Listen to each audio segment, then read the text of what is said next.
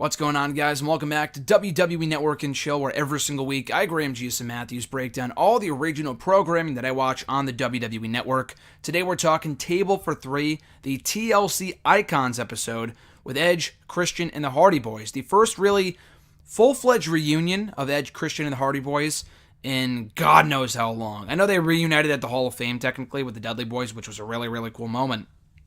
But beyond that, I can't remember the same time, or the last time we saw Edge, Christian, Jeff, and Matt Hardy all in the same place at the same time. Now, I know they posted pictures on social media together before from like various indie events over the years, but like in a setting like this. So it was really, really cool. I think the first ever edition of Table for Three, that was a Table for Four, technically, and they adjusted the graphics accordingly because of that. So it was pretty cool to see all four guys on this episode and not just three of them, or, you know, not just Edge, Matt and Jeff, or Christian, Matt and Jeff, or Jeff, Edge, and Christian, but we had all four, which was really cool. So Edge kicks off the episode saying this has not happened in a long, long time. And they also joke about a story where Matt used to eat food with his hands, apparently. He didn't have many manners, and Matt talks about growing up in the woods, which was funny. Christian brings up how they all four of them headed off during a training camp before they were, or around the time they were signed by WWE. They all kind of broke into the business at the same time. Edge and Matt actually had a Raw Dark match back in May of 98, May 4th to be exact. That's what it said on the screen. Before an episode of Raw, untelevised of course, and I had no idea that even existed, that even happened. But yeah, we were shown footage of a dark match that Edge and Matt had right before Raw, over 20 years ago at this point, which is crazy to even think about. And that was, again, around the time right before they made their real debuts. I mean, Matt and Jeff had been a part of the system for years on Raw, working as job guys, but it was around this time they were fully introduced as members of the roster. They bonded over the Brood entrance on this episode. They talked about how cool it was, despite the fact that fans think it lasted longer than it did, when it really didn't.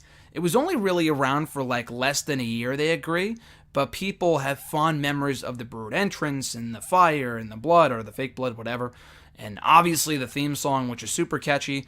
I don't know if it's overrated, but people kind of tend to think that, oh, it was such a great entrance, even though it wasn't around for that long. But it was a pretty cool entrance, especially in 1998. They talk about how Gangrel, and it's often forgotten that Gangrel was with the Hardy Boys during that first ever ladder match back at No Mercy 1999. And he wasn't their manager for very long, but yeah, we had Edge and Christian as the original Brood. And then Gangrel kind of changed, kind of switched over and managed the new Brood. That was Matt and Jeff Hardy for a time in late 1999. So Gangrel, I don't think he was a part of that match, but he was technically associated with Matt and Jeff for the first ever ladder match back in No Mercy 1999, later on in that year. And they talk about there being no real long-term plans for either tag team or for Gangrel to be with Matt and Jeff long-term. It was really just a match. They had no expectations for this match whatsoever, but they didn't really realize how big of a match, how big of a moment this match would become until the next night when they got a standing ovation on Monday Night Raw in front of that live audience. And they all respected each other, they all shook each other's hands, and it was at that moment they realized, like, and never getting a standing ovation prior to that point, they realized, like, holy shit, that match was a big deal. The atmosphere was great and all this other stuff. Matt even mentions that Stone Cold praised them backstage, and Stone Cold was the man back in 1999. But yeah, he went out of his way to praise all four guys for having the best match on the show, and that no one would be able to follow it, which is true. So getting praise from Stone Cold is some pretty heavy stuff in 1999, and even today, but especially back in 99 when he was the hottest sports entertainer, pro wrestler in the world at that point in time. They talk about the WrestleMania 17 match. Now, they talk about all three TLC matches. The one from WrestleMania 2000, WrestleMania 17, the one at SummerSlam in 2000 as well. They kind of go back and forth. They don't really talk about the SummerSlam one or the WrestleMania 16 one first. They talk about the WrestleMania 17 one first. And they thought, Edge admits that the reaction he thought would have been louder. And prior to that point, they had never worked in a real dome before. So they had no clue that when they wrestled, all the sound that they made would go up. Or when the fans made noise, it all went up.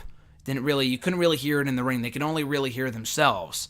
But, it was kind of weird for them not really being able to feed off the energy of the audience because they had no idea they were as loud as they were because all their noise went up. It was a dome. It was in the Astrodome in Houston. Thankfully, they said they got more time for their TLC match I don't know if they got more time at SummerSlam 2000 compared to WrestleMania 17 or WrestleMania 2000, or both. But they talked about having a great match on that show as well. They talk about certain spots, how the timing of it all worked out perfectly. They also talk about the WrestleMania 2000 match and match spots and Jeff's spots and how everything really could have gone wrong, but it didn't. Matt even mentions that at WrestleMania 33, a real quick side note here, that when they returned for WrestleMania 33 in that Raw Tag Team title ladder match, someone brought in the wrong length of a ladder for the finish. So Matt was stuck with a shorter ladder, and he did not realize that until he was up in the ladder retrieving the Raw Tag Team titles. So he had to kind of like inch up and do DDP yoga, as he jokes about here, to retrieve the Raw Tag Team titles, to procure the tag team titles, as Matt would say, as broken Matt Hardy would say, woken Matt Hardy, whatever. And he was like, the only thing going through his head at that moment was like, holy shit, what if I fuck up? And we get this great big pop, but then I mess up and I fall over and I don't get the belt and we botch it. But thankfully everything went great and nothing went wrong at all. But that was kind of funny to hear Matt talk about that. And if anyone brought in the wrong ladder, I assume it was Enzo. I'm sure it could have been someone else, but I immediately thought Enzo when he said that.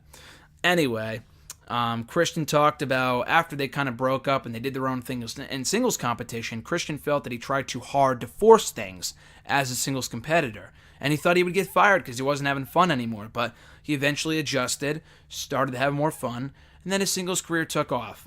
Edge even mentions that no one wanted to see Matt or Jeff. No one wanted to see Edge or Christian. It was one of those things where they were either together or they kind of broke up and went their separate ways without feuding. And both feuds were great. Matt and Jeff had many great matches over the years, in the early 2000s, the late 2000s, even in TNA a few years ago.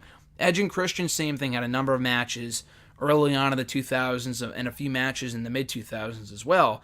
But he is right, though. I think a lot of people weren't really clamoring for a singles feud between either tag team. They really just wanted both tag teams to be together because they were much better together than they were apart while feuding anyway. Singles competitors, they were all great, obviously. They all talked about having success in the singles ranks. Christian talks about Jeff's connection with the fans and how over he was and still is with the audience. And Christian believes that the woken, broken stuff with Matt Hardy will be his calling card, his ultimate legacy in wrestling. Which, I mean, he had a lot of fun early on in his career with the V1 stuff and I Will Not Die and everything else that Matt Hardy did in WWE during his first stint with the company. But he is right. I do think the woken, broken stuff is probably the greatest gimmick that Matt has ever created over the course of his entire career. And Matt said that he wanted to do something different with the version 1 gimmick, the V1 gimmick, in 2003 when he broke off on his own in 2002, whatever, 02, 03. And that the Hardy Boys stuff, that Jeff can continue to do that, because that really wasn't him. He wasn't the high flyer, he wasn't the daredevil that Jeff was. He was more of a personality, creative-based person. And he also talked about this on the most recent Hardy Boys DVD that was released that I got a couple weeks ago, which is great, and I will review that here on the channel at some point down the road. But yeah, Matt talked about not really wanting to do the Hardy Boys stuff, and that he felt more comfortable kind of doing his own thing and doing his own character stuff, and people still tweet him to this day about, hey, stop with the woken, broken stuff, we want you to do the, jump off ladders again, which he will still do from time to time, but Matt is right that doing his own thing and kind of being his own Matt Hardy was a lot more Matt Hardy than the Hardy Boys were. Jeff kind of fit that Hardy Boys image a lot better than Matt did. Edge was also happy, he admits, to have been a part of Jeff's ultimate WWE Championship victory at Armageddon 2008, where he won the championship for the first time. If you can recall, it was Jeff who pinned Edge. It was Edge who Jeff pinned to win his premier WWE Championship on that show. A great match, great moment. Edge was super happy to have been a part of it. And to close it off, Matt jokes about how, they can just sit down and talk for hours, all four of these guys, but they got to end it on this note. They have to go home and put their kids to bed. But Matt jokes that maybe at some point down the road, they can sit down and do a live stream for 12 hours. And Jeff even says that their ladder match from 1999 will still be cool in 2099. And I agree with that wholeheartedly. So anyway, guys, that is my review of the TLC Icons episode of Table for 3 on the WWE Network featuring the Hardy Boys, Edge, and Christian.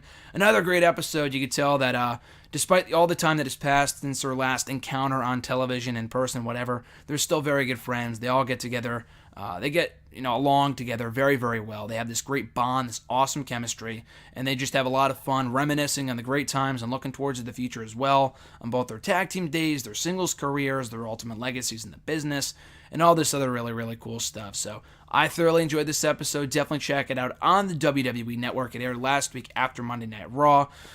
So like I talked about my Total Bellas review yesterday, that on Mondays it seems like it will be reviewing the latest episode of Total Bellas for WWE Network and Chill, and then we'll do a second episode of Network and Chill every single week on Fridays, talking about whatever airs after Raw on the network. I know they are doing new episodes of Camp WWE on Sundays, and that's been the case now for like 3 or 4 weeks, and I have been keeping up with the episodes. Some are better than others. It's not really a show you review. You either find it funny or you don't. Some episodes are very hit or miss.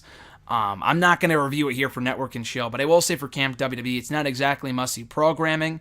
It is a bit different than anything else they put out on the network, which is a nice breath of fresh air, but it's not exactly like riveting television, to say the least. It's like a poor man's South Park with WWE characters as kids. So anyway, that's my 2 cents on that. But we will be back on Monday to talk about the latest episode, episode 2, of Season 3 of Total Bellas right here on WWE Network and Chill. So that being said, guys, enjoy the rest of your weekend. I'm Graham G. Matthews, and I'll catch your ass down the road.